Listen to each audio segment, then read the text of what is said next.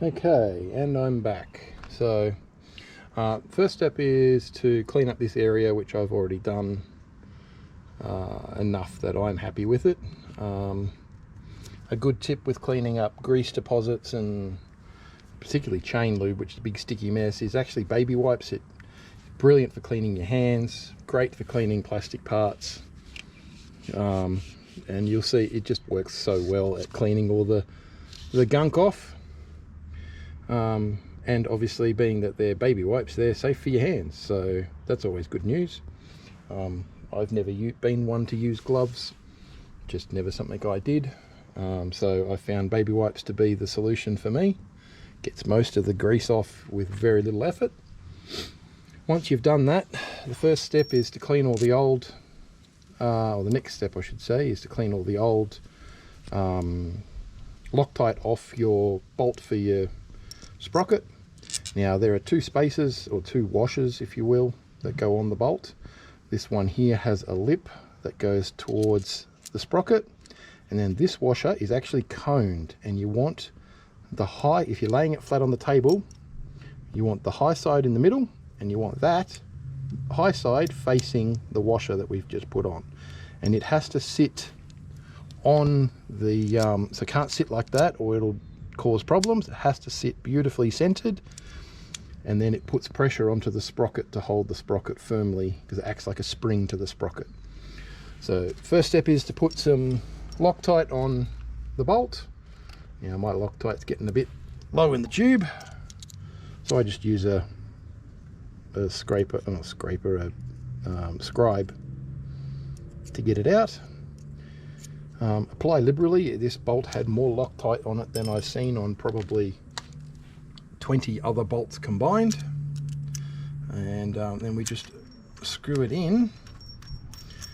And before it gets tight, we just need to make sure that that washer is centered properly on the spacer.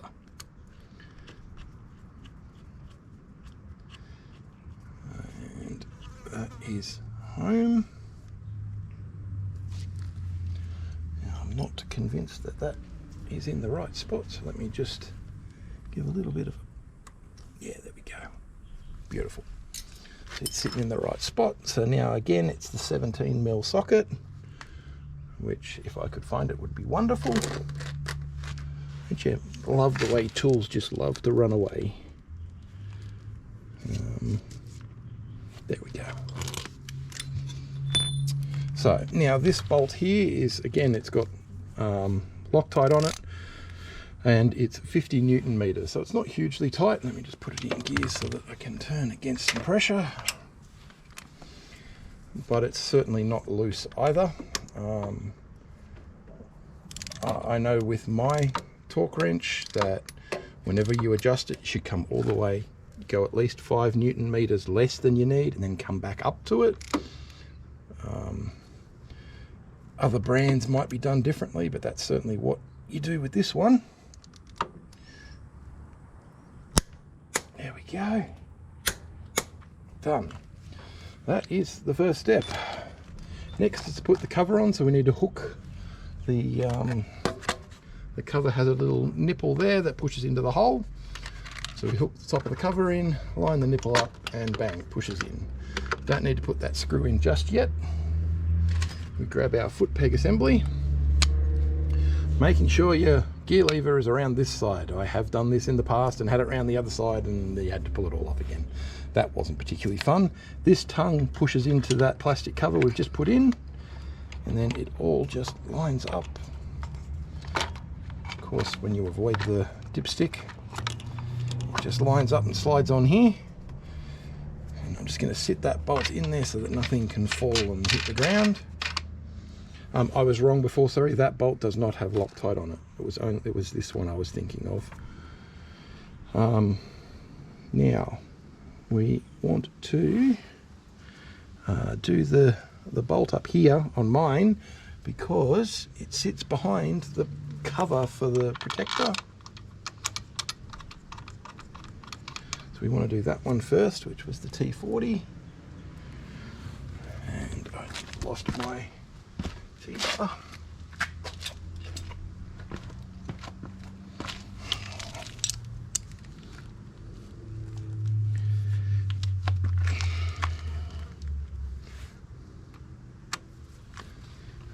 Just trying to look up the torque spec for this one. I know it's not too much. It's 28 Newton meters. So big thanks to the F850GS forums for both posting up the instructions on how to do this, but also for posting up the torque settings. So let me reduce my torque down to 28. So the smaller bolt, which is this one and this one, are 28, and the three bigger ones down here are 38. So go low, come back up. 28, he's there.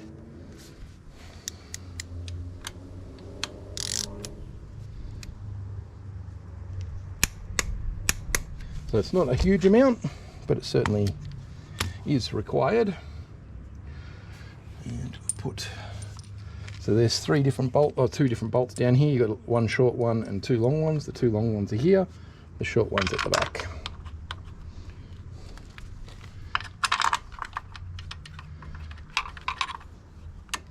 Yeah. Now they should be the T50s. And they are. Excellent. Look at that. Now, because I've got the cover that goes here, I can't torque these two at the same time. So I'll have to come back and do that one in a minute. You just lift the gear lever up while you do the bottom bolt.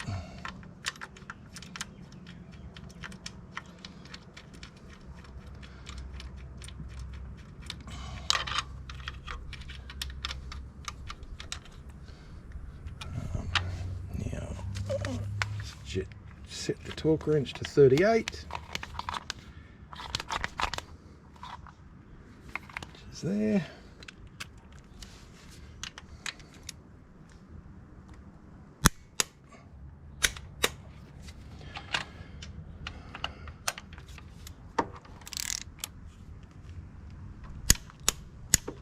Okay, so they're done. Get this one tightened up.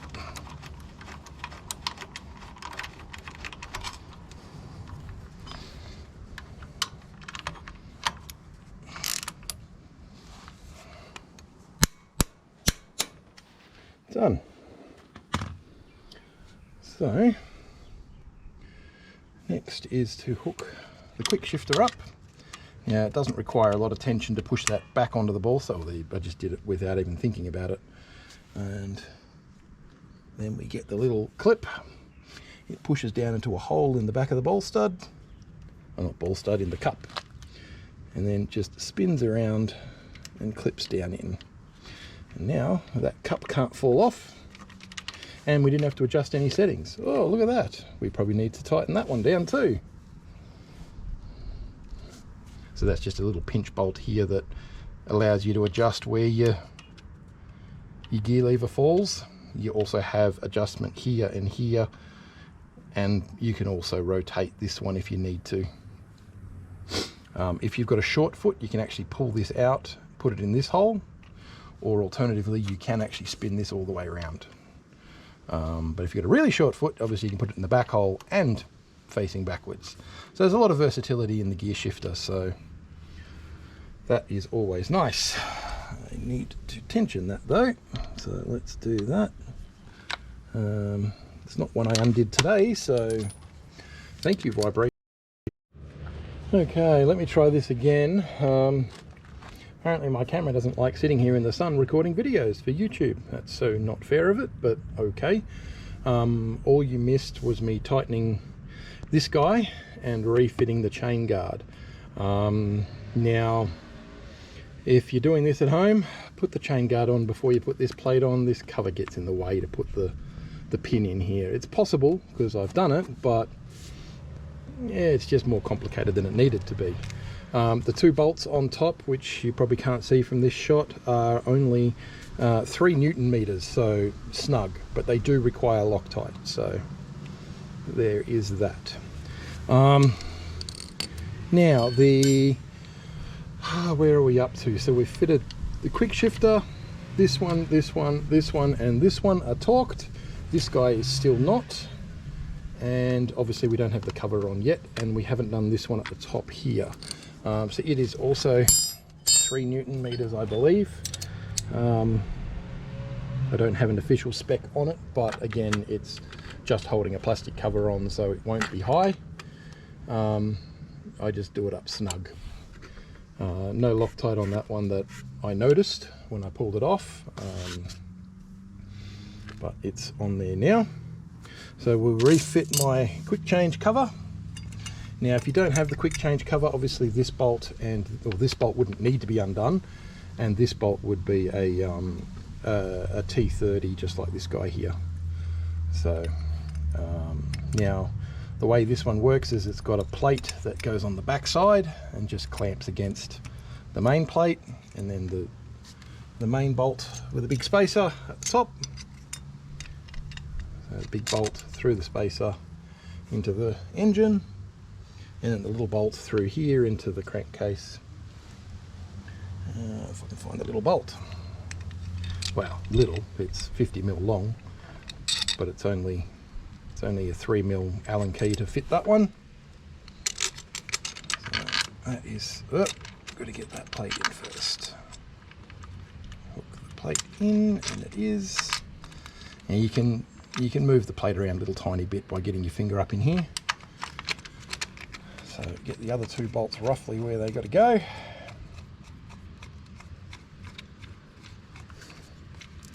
Now, these do not seem particularly high-grade bolts, but they do the job, that's for sure.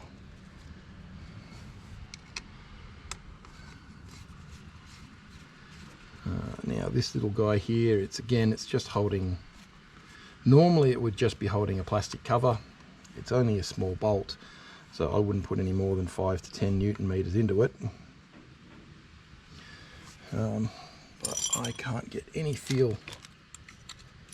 This is what I was saying before, you just put a shifter on the stub, and then you can just get a feel for how tight that bolt is or isn't. And that's about where I want it there. Let me just double check. Make sure your Allen key is pushed all the way into the bolt too, otherwise you'll strip the head of the bolt out. I have seen Allen keys so tight, Allen key bolts so tight, they've actually twisted the shaft of the Allen key up trying to undo them. So you certainly can get a lot of torque into one of those little Allen keys. Up there we need 28 Newton meters for this guy up the top here. So let me back off my torque wrench to there.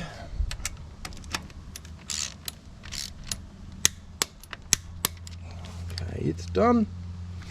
And then there is no torque spec on this one because obviously this is not a BMW bolt, but it's not really holding any tension, so firm is all you need to do.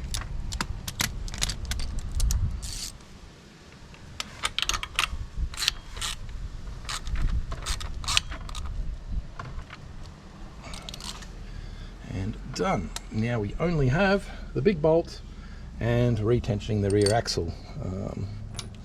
But this job is almost done. This particular bolt though, it's a doozy at 100 Newton meters. So the only bolts that I've seen that are rated higher are actually the nuts that hold the sprocket onto the rear hub. Now I've never removed those, but if you do, they're 110 Newton meters, so also quite high.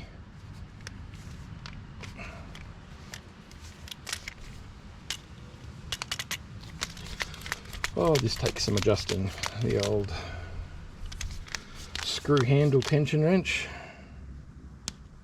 And bang on 100 Newton meters. Look at that, nice. Oh, don't need the adapter for this one. Now, I do recommend getting a good quality T60 for this bolt because you're going to be removing it every time you do a chain and sprockets. And the last thing you want is it chewing out the bolt. Oh, that does require some effort. The other way, side stand.